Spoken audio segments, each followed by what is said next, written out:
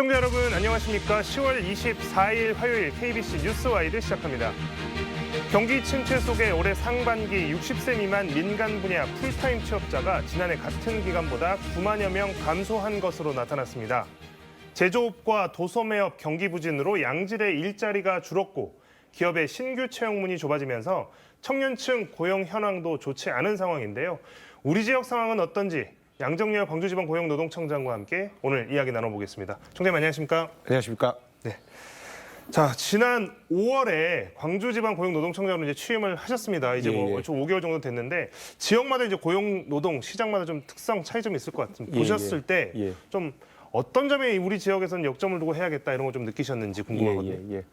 지난 5월에 와가지고 참 많은 분들을 만나고 여러 곳을 다녔습니다. 이제 그 중에서도 가장 많이 다른 곳은 일단은 근로자가 아침에 출근하시면 건강하고 안전하게 퇴근하셔야 하는 게 가장 중요하다고 생각을 했습니다. 그래서 제조업 현장과 건설 현장을 가장 많이 방문을 했고요. 그리고 이제 아무래도 산업 평화가 깨지면 그게 이제 그 영향이 지역 전체에 미치니까 이제 광양의 포스코 협력업체랄지 뭐 고려 시멘트 그리고 최근에 위니아 전자 뭐 이런 데까지 노사 갈등이 있는 곳을 많이 갔었습니다. 네.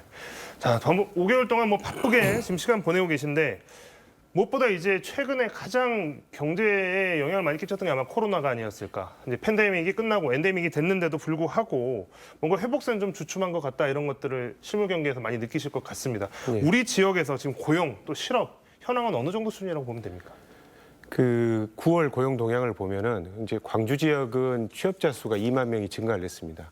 실업자는 감소를 했고요. 그래서 양적으로 보면은 이제 광주 지역의 고용 상황은 괜찮다고 봅니다. 그러나 내용을 들여다보면은 이 취업자의 대부분이 60세 이상의 고령자 취업자가 가장 많고요. 그리고 임시직과 일용직이 많습니다. 그리고 제조업 현장에서 일자리 좀 줄었고요. 그래서 상황은 좋지 않습니다. 근데 전남 지역은 사실은 더 좋지 않습니다. 취업자 수도 줄고 스스로 노동시장에서 퇴장하시는 비경제 활동이 증가했습니다. 자, 뭐 이렇게 보면 어쨌든 수치나 통계적으로는 뭐 이렇게 좋지는 않은 상황이 계속되고 있는 것 같습니다. 그런데 우리 지역에서는 또 안 좋은 이슈가 최근에 발생을 해서 또 시민분들이 걱정이 많으십니다. 바로 이 대유위니아 문제인데요. 대유위니아 그룹 계열사 4곳이 법정 관리를 신청을 했습니다. 지역 경제가 굉장히 휘청거리고 있는데 뭐 지금 대유위니아 사태가 지역 경제에 미치는 영향 어느 정도라고 지금 저희가 보면 되겠습니까? 그 대유위니아에서 지금 어려운 곳이 위니아 전자 매뉴팩처링 그리고 위니아 그리고 이제 대유 플러스인데 이 네 군데 회사에서 전국적으로 약 670억 원의 그 임금 체불액이 발생을 하고 있습니다. 그리고 우리 광주 전남 지역에서는 약 339개 협력업체에서 약 745억 원의 피해가 발생을 했다고 집계가 되고 있습니다. 그래서 이제 그 굉장히 지금 어려운 상황인데 이제 광주시나 중기청 등 유관기관과 같이 협동해서 지역 경제 피해가 최소화될 수 있도록 노력을 하고요. 저희 노동청은 노동청 나름대로 근로자에게 대지급금을 지급한달지 고용유지 지원금을 회사에 지급한달지 형태로 도우려고 합니다. 그리고 이제 내일 모레 이제 10월 26일에 고용노동부 국정감사가 있습니다. 국회에서 있는데 그때 대우위니아 그룹의 박영우 회장이 출석을 한다는 입장입니다. 그때 이제 회사의 대책을 들어보고 거기에 맞춰서 저희도 대응 방안을 더 강구하려고 합니다. 네, 그 일단 여러 가지가 있겠지만 이게 뭐 장기적으로 보면 전체적인 이 광주 지역의 산업 생태계에 미친 영향들 또 벤더 업체들에게 끼치는 영향도 있겠지만 지금 일단 당장 급하게 다가오는 것은 실제로 일을 하시는 분들의 임금 체불 같은 것들이 실질적인 고통이 아닐까 싶습니다. 뭐 이런 부분과 관련해서도 노동청에서 좀 어느 정도 도움이 될 수 있는 부분들을 지금 방법을 강구하고 계신 상황인 거죠? 올해가 지금 이제 경기가 어제 이제 한국은행 총재께서 한국은행 국정감사에서 현재가 경기 침체기다라고 말씀을 하셨는데 이제 고금리, 고환율, 고물가 이렇게 3고가 있고 또 건설 경기가 지금 침체에 있습니다. 이러다 보니까 아무래도 체불 임금이 증가를 했습니다. 이제 광주 전남은 약 636억 원 체불이 지금 발생을 하고 있습니다. 작년보다는 4%가 증가한 건데 사실은 이제 광주 전남은 조금 상황이 나은데 전국적으로 보면 작년에 비해서 30%가 증가한 상황입니다. 그래서 굉장히 저희 고용노동부는 이 체불에 대해서 굉장히 많은 이제 정책적인 노력을 하고 있고요. 그래서 일단은 법무부랑 같이 해서 체불에 대해서는 조금 엄하게 법 집행을 하겠다, 대응을 하겠다라는 기조를 가지고 있고요. 그리고 이제 근로자들이 이제 체불에 조금 어려움이 있으면 이제 거의 저희가 최종 퇴직 전 3개월 임금과 퇴직 전 3년의 임금을 국가에서 지급하는 대지급금 제도가 있습니다. 이러한 대지급금 제도의 처리 속도를 빨리 하겠다. 그리고 체불 근로자들에게 대해서 융자해 주는 제도가 있습니다. 그래서 융자 한도도 이번에 늘렸고요. 또 사업주에 대한 융자도 늘렸습니다. 이번에 그렇게 해서 체불 근로자들이 조금 더 어려움을 덜 수 있도록 최대한의 노력은 하고 있습니다. 네. 자, 이제 이러한 노동청에서 이렇게 하는 정책들이 실제로 어떤 효과로 이어질지 또 저희도 계속 지켜보도록 하겠습니다. 자, 이 지역에 있었던 또 하나의 비극적인 사고가 있었습니다. 이 산업 현장의 사고가 지난해 1월에 발생한 화정동 현대 아이파크 사고인데요. 올해까지도 굉장히 이제 거기에 대해서 보상하는 거, 그다음에 다시 하는 거, 그다음에 처벌 문제까지 굉장히 아직 풀리지 않고 진행 중인 이슈들이 굉장히 많이 있습니다. 어쨌든 이 사고로 인해서 산업 현장 안전에 대한 우려가 굉장히 커졌는데요. 우리 지역의 산재 사고 현황이 어느 정도인지, 그리고 지난해 그렇게 큰 이슈를 겪었으니까 이 산재 사고 줄이기 위한 특단의 대책들이 많이 그때 나왔던 걸로 기억을 하고 있는데, 어떤 노력들, 어떤 정책들이 지금 시행이 되고 있는지 설명 좀 해주시죠. 그 중대재해처벌법이라고 해가지고 이제 그 협력업체에서 사고가 나면 그 협력업체 그 사장뿐만이 아니고 그 원청업체 사장까지 저희가 이제 처벌하는 법이 시행이 됐습니다. 그래서 이거는 지금 50인 이상 사업장에 적용이 되고 있는데, 그 중대재해처벌법이 시행이 됐어도 사실은 산재 사고가 저희가 기대했던 것만큼 그렇게 많이 감소하지 않았습니다. 그래서 저희가 작년에 중대재해 감축 로드맵이라는 걸 만들어서 중대재해를 줄이기 위해서는 무엇보다도 그 현장을 가장 잘하는 현장의 근로자, 그리고 현장의 사업주 분들이 현장의 위험 요인을 스스로 파악해서 그것을 제거하고 완화시키는 자기 규율 예방 체계가 확립하는 게 중요하겠다라고 해서 정부에서 그거를 굉장히 열심히 노력을 하고 있습니다. 근데 저희 광주 전남 지역에서는 작년에 비해서 지금 올해 사망자 수가 지금 37명입니다. 이제 37분이 돌아가셨는데 이제 작년에 비해서 한 분 감소한 겁니다. 그래서 저희가 노력한 것만큼, 저희가 기대했던 것만큼 많이 지금 감소하진 않아가지고 제가 그래서 이제 9월 달에도 굉장히 그 현장에 대해서 많이 방문을 했습니다. 최근에 이제 목포 지역에서 조금 사고가 좀 많이 늘었습니다. 목포 지역 사건도 좀 늘었고, 그래서 현장을 많이 방문했고, 또 목포를 담당하고 있는 지청장께도 주문을 많이 드렸었는데, 근데 이제 정부가 이제 점검을 하고 감독을 하고 지도하는 것만 가지고는 한계가 있습니다. 그래서 무엇보다도 사업장에서 스스로 안전해야 된다라는 의식을 확산시켜야 되고, 안전문화를 확산시켜야 되고, 또 자기교육 예방 체계를 확립을 해야 됩니다. 이제 그걸 위해서 저희가 캠페인도 하고 공모전도 하고 교육도 하고 여러 가지 운동을 하고 있습니다. 안전문화를 확산시키는 운동을 하고 있는데 앞으로는 계속 나아질 거라고 이제 기대를 하고 있습니다. 네. 자, 그 노사관계와 관련해서 이제 노사관계를 주로 다루시니까, 자, 이제 지역 노사관계에서도 다양한 이슈 또 이해관계들이 얽혀 있습니다. 특히 이제 이번 정부 들어서 노사관계 갈등이 조금 가시적으로 표면화되고 이런 것들이 굉장히 많이 있는데요.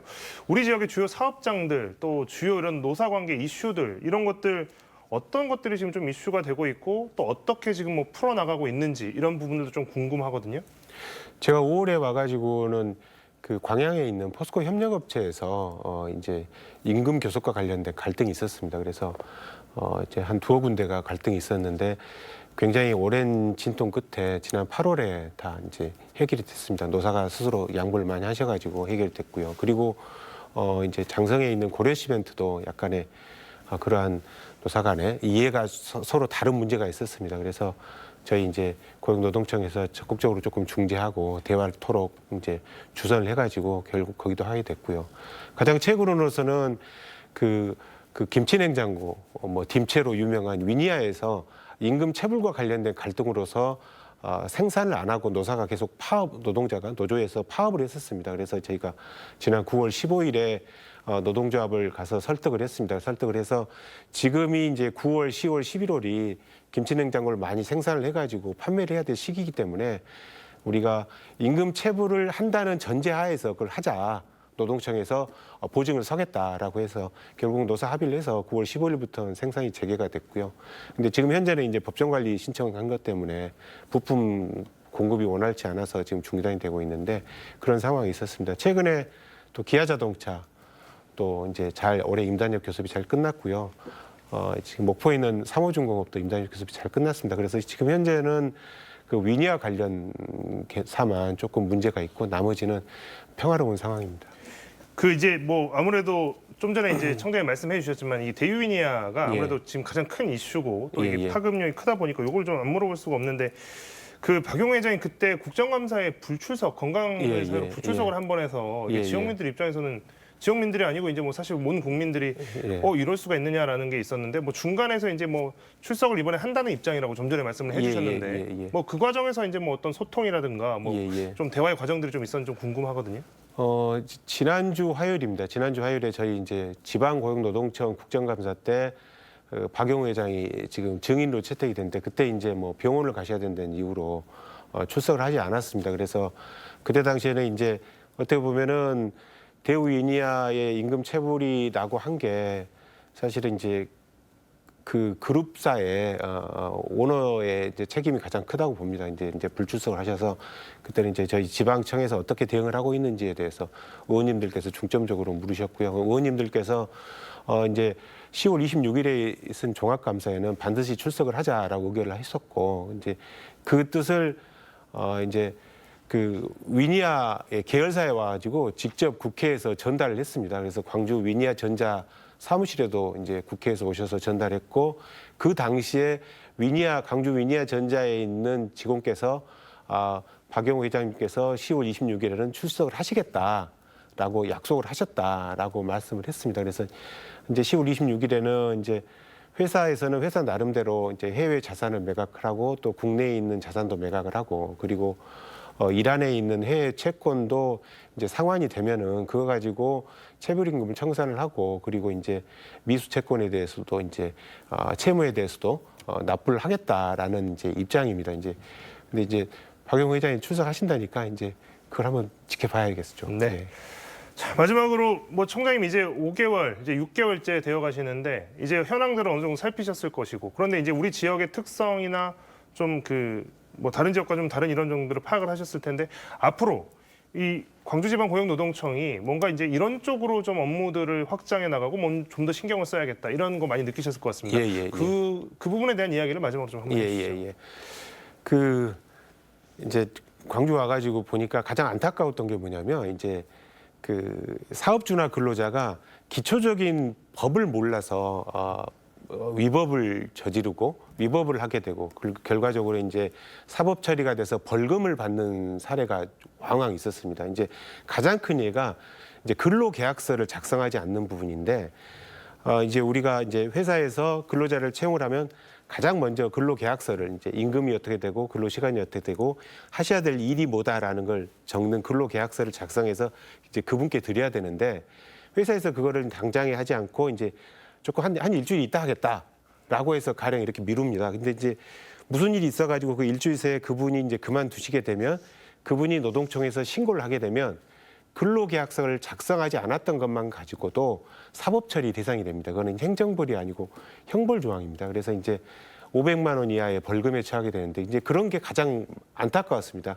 저희가 고용노동청에서 올해 1,600여 개 사업장에 이제 점검을 감독을 나갔는데 약 1,200개 사업장, 그러니까 4분의 3에 해당하는 사업장에서 근로계약서를 작성하지 않은 것으로 적발이 됐습니다. 이제 그 사례가 그만큼 많은 겁니다. 그래서 그 부분에 대해서 제가 기회가 있을 때마다 조금 말씀드려서 무조건 근로계약서는 체결을 하자라고 이제 얘기하고 있고요. 이제 두 번째로 안타까운 거는 아주 최근에 이제 한평에 있는 축사 지붕에 이제 태양광을 설치하는 과정에서 한 분이 추락하셔서 돌아가셨습니다. 그리고 지난 주말에 순천에 있는 식용유 공장에서 그 옥수수 기름 저장 탱크 용접하다가 폭발해가지고 두 분이 돌아가셨습니다. 이제 두 분 다 굉장히 해당 업무에 오랫동안 종사한 경험이 있는 경력자이십니다. 근데 이제 조금만 주의를 기울였으면 이제 막을 수 있는 이제 사고인데 그런 사고로 인해서 이제 돌아가셨다는 게 너무 안타까웠습니다. 그래서 그런 부분들에 대해서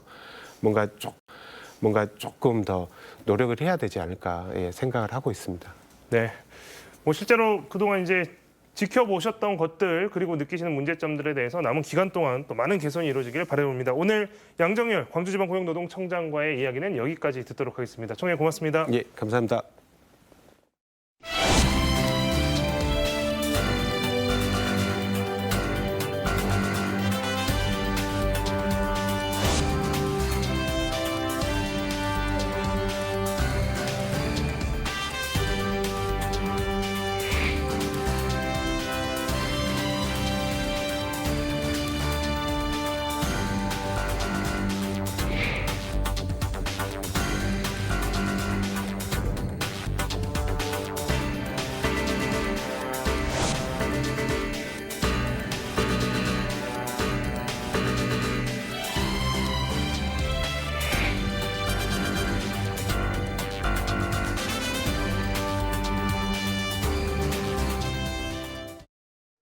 네.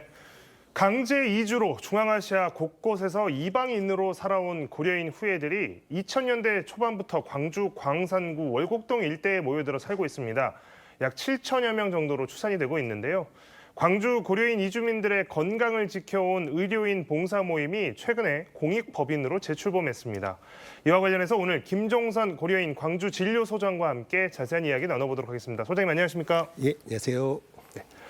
소장님 그동안 이 공동체 이 고려인 진료소 광주 진료소에서 많은 일들을 해오시고 이걸로 상을 받으셨습니다. 뭐 자랑스러운 광산 구민상 받으셨는데 일단 먼저 축하드리겠습니다. 아유, 고맙습니다. 자, 일단 광주 광산구 월곡동 고려인 마을 이제 좀 많이 알려진 것 같은데 이 의료 봉사자들로 운영이 되고 있는 고려인 광주 진료소 처음에 어떻게 해서 만들어지게 됐는지 좀 궁금하거든요. 그 이야기를 좀 듣고 싶습니다. 네네, 요즘 사람들이 가장 중요시하는 게 의식주입니다. 근데 그 요즘에 의는 이제 의료라고 그렇게 표현을 하더라고요. 그래서 고려인 마을에서 사시는 분들이 굉장히 질병 치료에 어려움이 많다는 이야기를 들었습니다. 그래서 저희 뜻 있는 의사들이 모여서 이런 고려인 광주 진료소를 만들게 되었습니다. 네, 일단 뭐 이게 말이 쉽지 실제로 이제 뭐 자기 시간 내서 이제 차리고 또 진료도 해야 하니까 굉장히 많은 노력들이 필요하셨을 것 같은데 지금 이제 꽤 시간이 좀 지났습니다. 그래서 지금 어떤 형태로 좀 운영이 되고 있는지가 좀 궁금하거든요. 네, 처음에는 저희가 의사 한 10명 정도로 시작을 했었는데요. 지금은 한 50여 명, 특히 뭐 광주에서 환자 많기로 유명한 저명한 의사들이 많이 모였습니다. 그래서 저희들이 오늘입니다. 매주 화요일 날 7시에 저희가 모여서 한 2시간 정도 이렇게 진료를 돌아가면서 하고 있습니다. 또한 지금 간호사 또 약사께서도 오셔가지고 많은 도움을 주고 계시고요. 특히 중요한 것은 지금 학생들이 와서 도와주고 있습니다. 전대, 조대, 의대생들 또 간호학과 또 방사선과 이런 학생들이 와서 도와주다 보니까 굉장히 활기차고 정말 뜻깊게 잘 운영되고 있습니다. 네, 이게 뭐 좋은 일에 많은 분들이 참여하면서 이게 눈덩이처럼 참여하는 분들이 굉장히 많아지는 것 같아서 좋은 선례가 되고 있는 것 같습니다. 네, 네.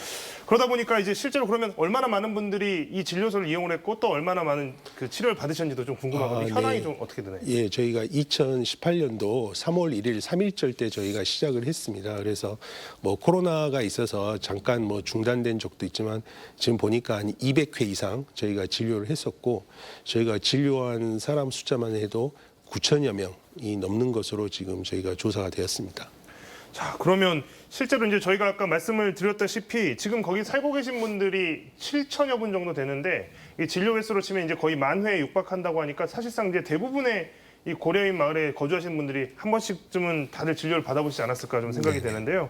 자, 그런데 최근에 이제 또 공익법인으로 다시 출범했다 이 이야기가 들렸습니다. 이게 어떤 의미인지 좀 궁금해하시는 분들 많을 것 같습니다. 네, 맞습니다.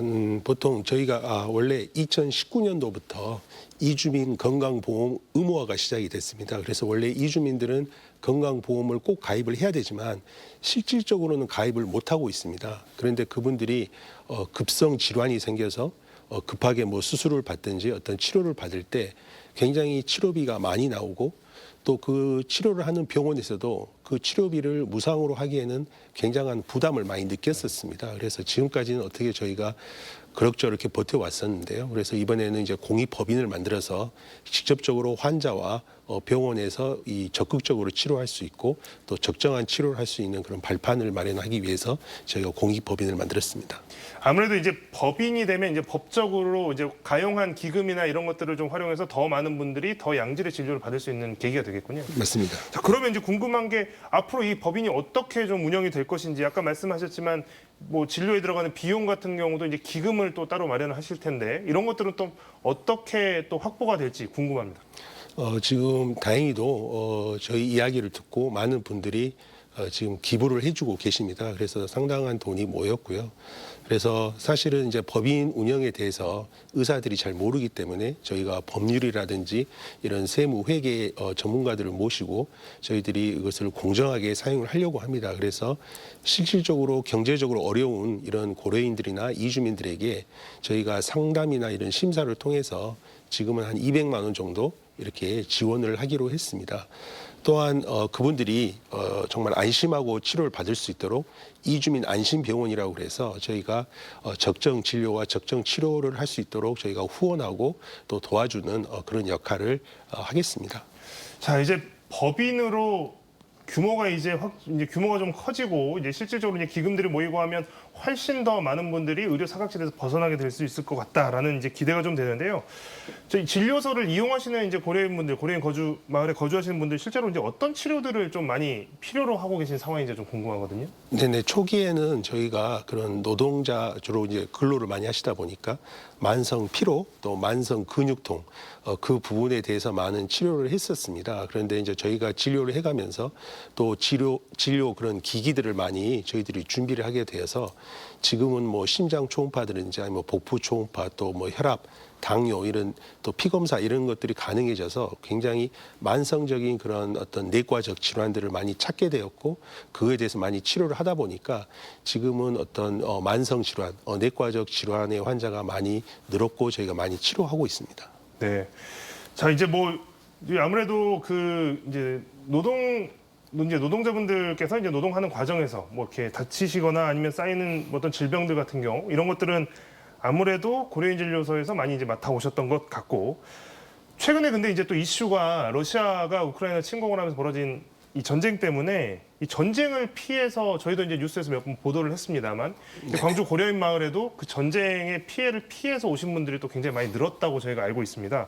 이분들이 오셔서 잘 정착하고 계신지 또 이분들의 어떤 정신적인 건강이나 신체적인 건강 상태는 뭐 괜찮은 건지 이런 것들도 좀 궁금하거든요. 네네, 저희가 보니까 노약자분들이 많이 오셨더라고요. 그래서 저 같은 경우도 퇴행성 뭐 관절염 또 이런 척추관 협착증이 있어서 제가 2번 정도 수술을 해드렸습니다. 또 이런 포탄으로 인해서 청력 손실이 이렇게 소실이 되신 분들도 있어서 저희가 보청기도 해드린 경우가 있었고요. 또 최근에 당뇨가 잘 조절되지 않는 분이 계셔가지고 굉장히 합병증이 발생돼서 거의 응급실에 가서 어떤 적극적인 치료가 필요한 분들도 계셨습니다. 일단 그분들 같은 경우에도 실제로 이제 전쟁으로 인해서 생긴 어떤 실질적인 그 질병이나 이런 것들을 갖고 오셔서 치료를 받으신 경우도 있는 거군요. 네네, 그렇습니다. 자, 의료 사각지대에 놓여 있는 고려인들을 돕는 일이 이게 이제 봉사만으로 하기에는 좀 사실상 좀 벅찬 부분이 있을 것 같습니다. 이게 이제 제도적으로나 이런 게 좀 생기면 좋을 텐데 고려인 광주 진료소를 도와주는 분들도 이제 많다고는 하셨지만 더 많은 분들이 이제 도움이 필요할 것 같습니다. 앞으로 지역 사회에서 좀 어떤 지원이 있으면 더 잘 운영이 될 수 있을까요? 우리나라가 이제 저출산이라고 합니다. 그래서 이제 출산을 높이기 위해서 굉장히 많은 노력을 하고 있는데요.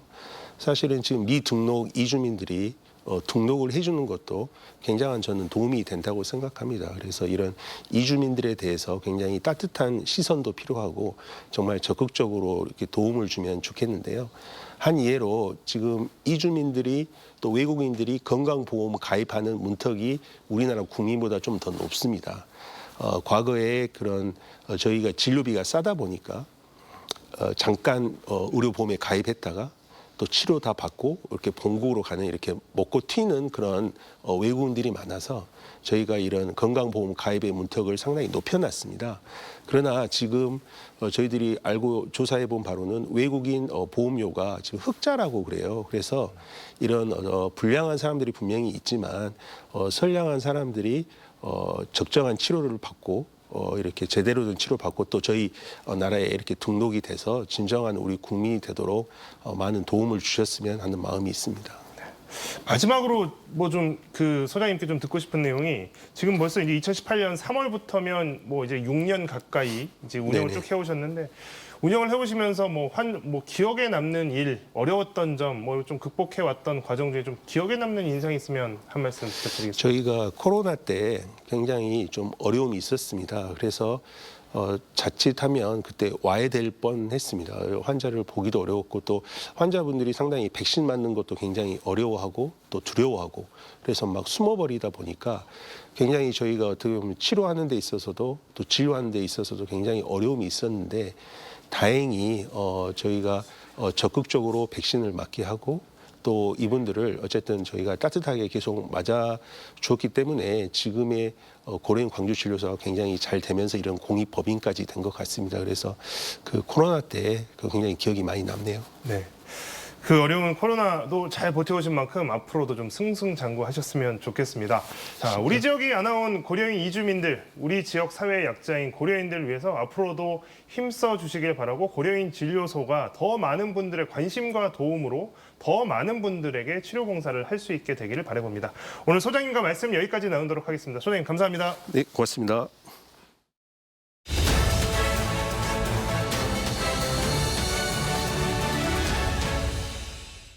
서울광역방송센터입니다. 국민의힘 비상대책위원장에 전남 순천 출신 특별귀화 1호 이뇨한 연세대 의대 교수가 임명됐습니다. 김기현 대표는 전권을 약속했고 박근혜 대통령 인수위 국민통합위원회 부위원장을 지낸 이뇨한 비대위원장은 부인과 아내만 빼고 다 바꿔야 한다는 절박한 결의를 보였습니다. 김병민 국민의힘 최고위원과 함께 자세한 얘기 해보겠습니다. 최고위원 어서 오십시오. 네, 안녕하세요. 반갑습니다. 일단 궁금한 게 이뇨한 혁신위원장 이게 누구 아이디어인가요? 김기현 대표가 혁신위원장 인선을 위해서 최고위원을 비롯한 여러 사람들의 추천을 쭉 받고 한 분 한 분에 대한 인선 과정들을 진행을 했고요. 네. 또 이뇨한 위원장 같은 경우에는 4대에 걸쳐서 대한민국의 각별한 인연과 네. 또 애정을 피력하고 있고 대한민국 특별귀화 1호로 네. 알려져 있는 인사이기 때문에 인물이 갖고 있는 상징성은 더할 나위가 없다고 네. 생각을 합니다. 그런 측면에서 이제 이뇨한 위원장도 여러 가지 고심이 있었다고 얘기를 전해 들었습니다. 애당초에는 고사를 했던 것으로 알고 있는데 마지막 설득 과정들을 거치면서 어렵사리 모셔온 거로 알고 있습니다. 본인 스스로 김한길 국민통합위원장이랑 엄청 친하다, 뭐 거의 매일 전화하는 사이다 이렇게 얘기를 했는데 혹시 김한길 위원장이 추천한 거는 아닌 건가요? 당내에서도 여러 사람들의 추천이 있었던 거로 알고 있고요. 이뇨한 위원장 같은 경우는 생각보다 인적 네트워크가 굉장히 다양하더라고요. 네. 어제 위원장으로 인선되고 나서 나도 개인적으로 가깝다 하면서 여러 사람들의 목소리들이 전해졌는데 네. 많은 기대감을 갖고 있는 상황으로 보여집니다. 김기현 대표는 뭐 혁신위원회 구성, 활동 범위, 안건, 뭐 활동 기한 등 해서 전권을 가지고 자율적, 독립적 판단을 하게 될 거다 이렇게 얘기를 했는데 네. 이 전권에는 공천 룰 관련한 것까지 포함이 되는 건가요? 어떻게 되는 건가요? 일단 혁신에 관한 전권이라고 표현하는 게 좀 맞을 것 같고요. 그리고 당연히 총선을 앞두고 있는 혁신위원회이기 때문에 네. 그 과정은 자연스럽게 네. 총선까지 이어질 수 있는 뭐 시스템이 될 수도 있고 네. 하나의 원칙이 될 수도 있을 거라 보는데 아마 김기현 대표가 과감한 권한을 부여하면서 그 내용들을 수렴할 의지 준비가 돼 있습니다. 이게 뭐 이렇게 여쭤보긴 그런데 활동 범위에도 뭐 전권을 주겠다고 했는데 가령 말씀하신 대로 총선 앞두고 혁신을 하는 건데 지금 지도부 체제 가지고는 조금 뭐 일단 변화를 주는 게 나을 것 같다. 그래서 비대위로 가자. 만약에 이런 식의 제안을 하면 이거 어떻게 되는 건가요? 그럼? 굉장히 머리 아픈 제안인데요. 네. 네, 분명한 건 제일 중요한 건 국민들이 요구하는 상황과 여론의 수렴 일치 과정들이 있어야 될 거라고 봅니다. 국민들께서 이런 방식과 이런 길로 가야지만 국민의 힘이 살 수 있다라고는 목소리가 있고 지금은 당에 또 안정이 필요한 상태이기 때문에 때문에 굳이 당을 흔들게 하게 되는 그런 뭐 가정에 관한 내용에 대해서는 제가 굳이 언급할 이유는 없다고 봅니다. 지금 워딩 어제 기자 일문 일답에서 좀 눈에 띄는 게 있던데 생각 달라도 미워하지 말자 말씀하신 통합을 강조했는데 여기에는 이준석 전 대표나 유승민 전 원내대표도 포함이 되는 건가요? 어떻게 되는 건가요? 당내에 있는 모든 구성원들이 얘기하는 것 아니겠습니까? 네. 유승민 전 의원이나 이준석 전 대표를 향한 메시지일 수도 있습니다. 그러니까 생각은 다를 수 있는데 그게 사람에 대한 사적 감정 네. 또 사람에 대해서 절대로 저 사람과는 함께할 수 없다는 그런 비토적인 심리가 나타나게 된다면 네. 결국 국민들 보시기에는 다른 생각들을 조율하게 되는 정치의 근본적인 역할과 결이 다른 것 아닌가, 퇴행하는 것 아닌가 네. 이런 지적을 할 수도 있죠. 결국 이게 공천을 주느냐 마느냐 문제로 가지 않을까요? 어떻게 공천이라는 거는 그러니까 사람을 두고 A라는 사람은 되고 네. B라는 사람은 되지 않고 이렇게 인위적인 잣대로 움직이다 보면 그건 시스템 공천이라고 할 수 없을 거라 보고 네. 지금 국민의힘은 통합과 혁신으로 또 지금 있는 여소야대 국면을 반드시 타개하기 위해서 과반 의석이 절실하게 필요한 상황이기 때문에 네. 이런 내적 갈등의 소지를 최소화시키고 누구든지 납득할 수 있는 공천으로 가기 위해서 네. 아마 이뇨한 위원장과 혁신위에서 그 전체적인 원칙과 틀을 그래도 잘 만들어낼 거라고 저는 기대하고 있습니다. 윤상현 의원 같은 경우는 이준석 전 대표가 신당을 차리면은 국민의힘 후보 떨어뜨리는 역할을 할 거다 이렇게 우려를 하던데 네. 이게 뭐 본인 잘 되기는 어려워도 남 안 되게 하는 거는 또 상대적으로 쉽잖아요. 네. 이런 거를 좀 어떻게 보시나요? 이런 그- 발언들은? 그러니까 아마 윤상현 의원은 이준석 네. 전 대표에게 꽤 애정을 갖고 있는 정치인이거든요. 그래서 그런 방식으로 나와서 선거를 했을 때 누군가에게 해코지를 하고 또 전체의 분열의 늪으로 빠져들 수 있지만 결국 그 오명이 성공하지도 못할 뿐더러 그러니까 본인에 대한 성공을 담보할 수 없다는 얘기겠죠. 그리고 정치를 오래 해야 될 사람 입장에서 봤을 때는 네. 평생의 꼬리표로 쫓아다니면서 이 정치 인생의 오점으로 남을 수 있기 때문에 결국은 바람직한 길이 아니다라고 하는 점들을 얘기한 것으로 보여지고요.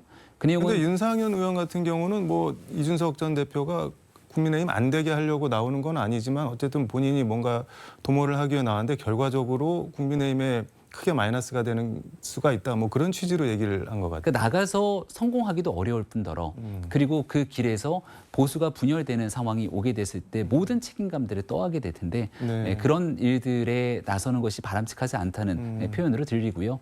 그런 면에서의 여러 가지 고민들이 현재 진행되고 있고 또 혁신위가 그렇기 때문에 이뇨한 위원장이 네. 혁신위를 둔 첫 번째 일성으로 통합을 언급했던 것도 이와 같이 맥이 닿아 있다고 말씀을 드리겠습니다. 예전에 지지난 대선에서 그 TV 토론에서 당시 이정희 대표가 박근혜 후보 떨어뜨리려 나왔다. 뭐 그런 게 또 갑자기 생각이 나기도 하고 그러는데. 그러니까 역설적으로 네. 그 발언 때문에 보수에 대한 전체적인 결집이 이루어졌다라는 얘기들까지 나오지 않습니까? 네. 선거는 정치 공학적으로 바라가서 이렇게 이 선거 프레임과 구도를 짜게 되면 네. 이만큼 플러스 되는 표, 마이너스 되는 표를 계산할지 모르겠지만 결과적으로 마지막 투표장에 가는 유권자들은 그런 정치 공학적인 계산이 아니라 그 진정성에 관한 여부들을 반드시 판단하고 있기 때문에 지금 있는 나의 정치 유불리에 따라서 이 총선에 관한 뭐 신당 등 새로운 과정들을 고민하게 되는 건 그렇게 바람직하거나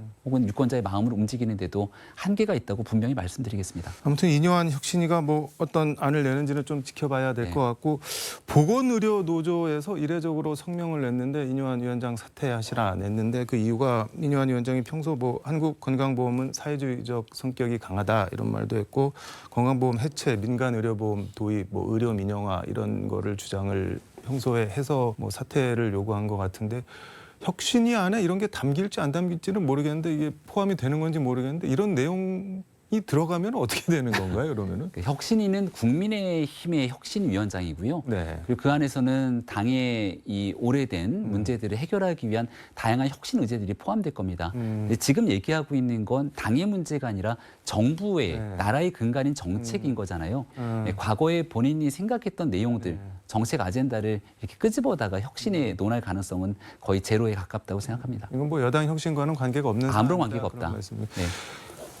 와이프 아이 빼고 다 바꿔야 된다. 이게 예전에 이건희 전 네. 선대 회장이 프랑크푸르트 선언이라 그래서 마누라랑 자식 빼고 다 바꿔라 뭐 그거를 인용을 해서 말씀을 하셨는데 지금 어쨌든 그래도 현실 정치 경험은 없는데 이뇨한 위원장이 이런 혁신을 해낼 수 있을 것인가, 그리고 혁신안을 낸다고 하더라도 뭐 비슷한 질문인데 다 받을 수 있을 것인가, 김기현 대표가 그런 의문을 갖는 사람들이 조금 있는 것 같아요. 천하람 뭐 순천갑당협위원장 같은 경우는 아무것도 하지 말라는 뭐 카드다 뭐 이런 얘기까지 하던데, 이런 지적 같은 건 어떻게 보시나요? 네, 천하람 위원장 같은 네. 경우가 이뇨한 위원장에 대한 기대치와 눈높이를 굉장히 낮춰놓지 않았습니까?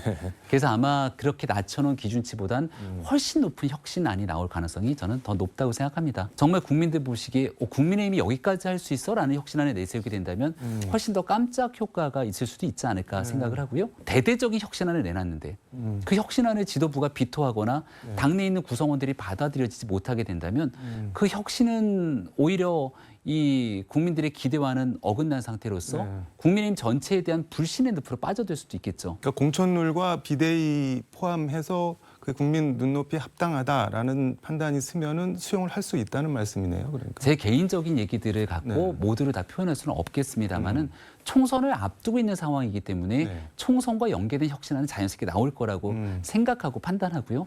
또 거기에 대해서 국민적 눈높이에 맞는 안들이 나오게 되면 그건 김기현 지도부가 또 적극적으로 힘을 실어야 될 역할들이 저희에게 주어져 있다고 생각합니다.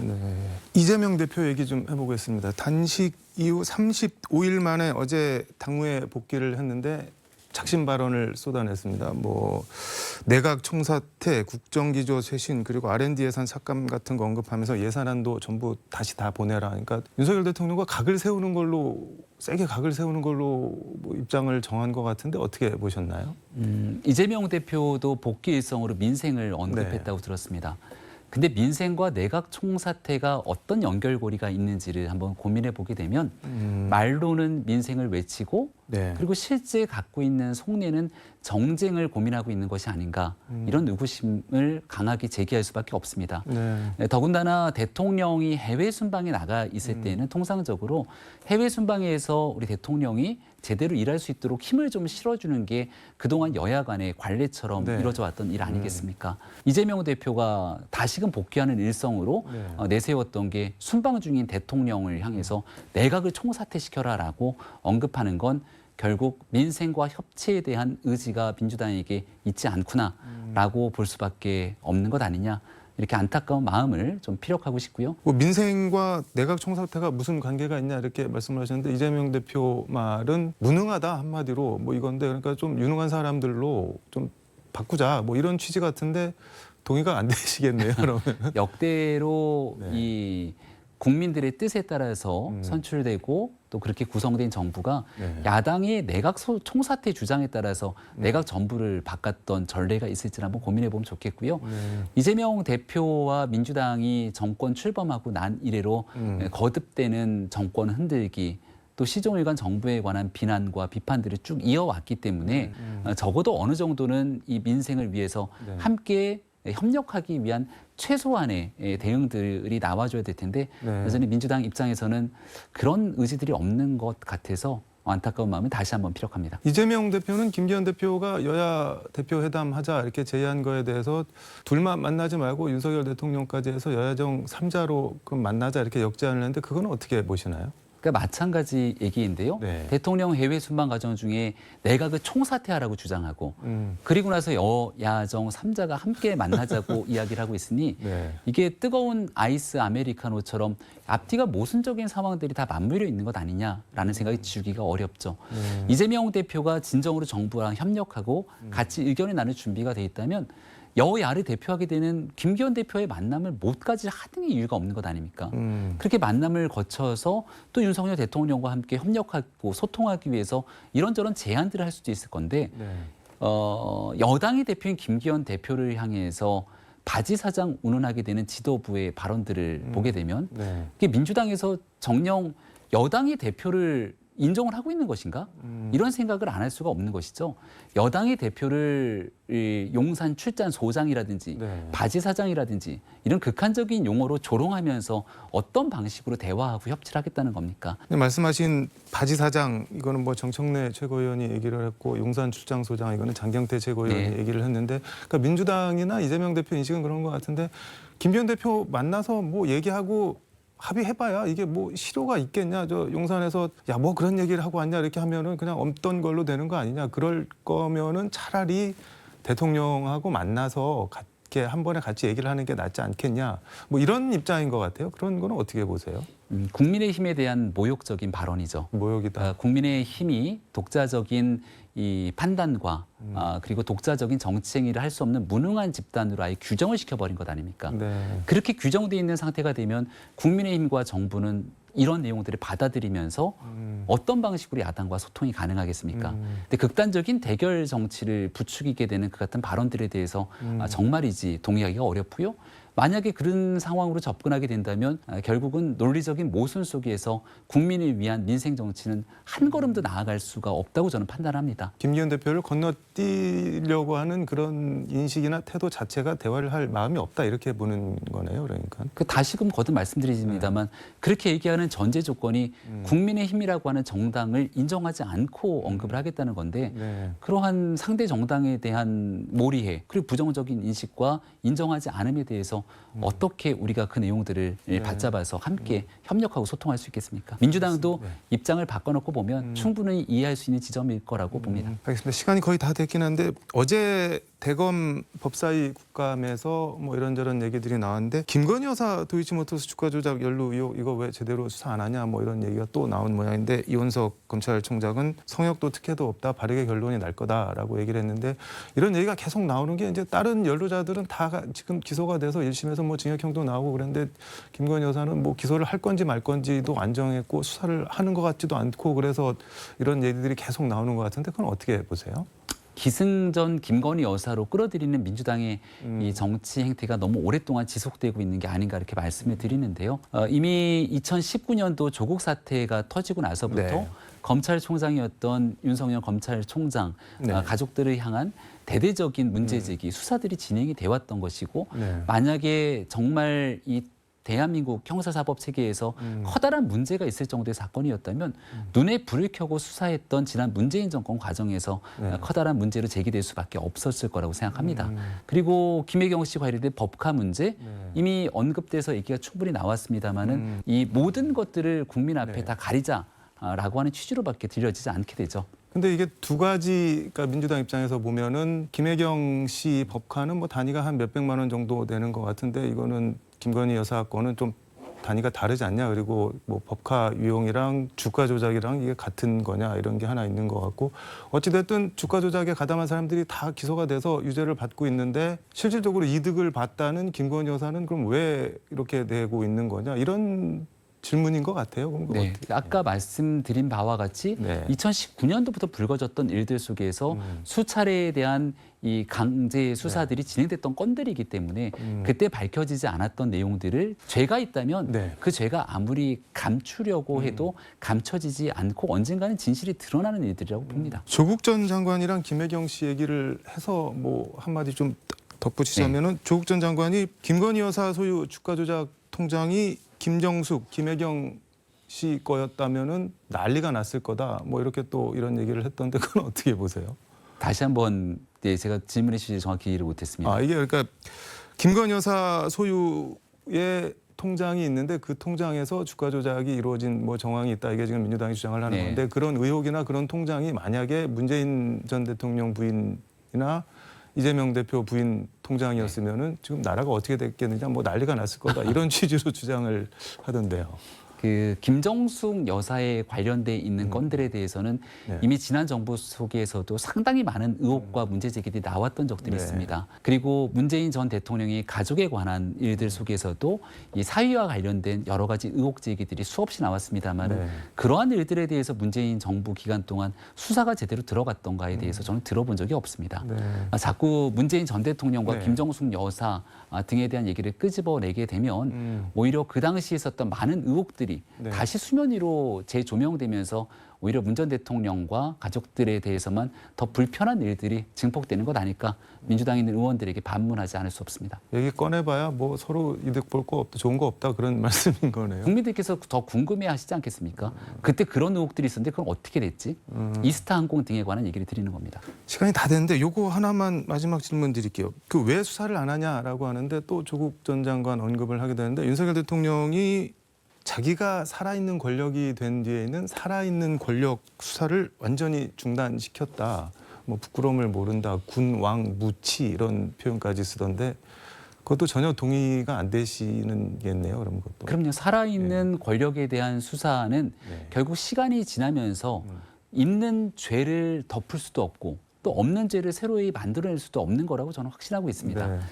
민정수석실을 폐지했던 이유 중에 결정적인 내용들은 결국은 용산 대통령실, 과거로 치게 되면 청와대의 사정기관의 총괄하고 흔들면서 그 내용들을 권력의 힘으로 찍어 누르지 않겠다는 의지와도 다름이 없다고 생각을 합니다. 이 정권이 출범된 지 이제 한 1년 반 정도가 지났는데요. 문제가 있는 일이 있다면 당연히 언제든지 국민들 눈높이에 맞춰서 그 일에 대한 수사들은 진행될 수밖에 없을 거라고 봅니다. 지난날 있었던 블랙리스트 사건부터 월성 원전에 관련된 일들, 또 종편 재승인 평가 조작 등에 관한 많은 일들이 시간이 지나고 나서 직권 남용 등에 대한 일들로 결국 사법적 처리를 받게 됐는데요. 그런 일들을 면밀히 지켜봤고 또 그런 일들을 반면 교사로 삼겠다는 정권이기 때문에 더더구나 현 정부에서 그런 일들에 대한 거리두기는 있을 거라 보고 거기에 문제가 있는 일이 있다면 시간의 흘러감에 따라서 당연히 그 문제에 대해서도 수사가 진행되고 재판이 진행되는 건 매우 당연한 수순이라고 생각합니다. 뭐 덮고 뭉개고 그런 거 없다. 뭐 이렇게 정리를 하면 되겠습니다. 덮고 뭉개려고 하더라도 대한민국 민주주의 시스템상 그렇게 할 수도 없거니와 언젠가 시간이 지나면 모든 것들은 다 국민 앞에 투명하게 공개될 수밖에 없다고 생각합니다. 알겠습니다. 오늘 말씀 여기까지 듣도록 하겠습니다. 고맙습니다. 네, 고맙습니다. 지금까지 서울광역방송센터에서 김병민 국민의힘 최고위원과 함께 전해드렸습니다.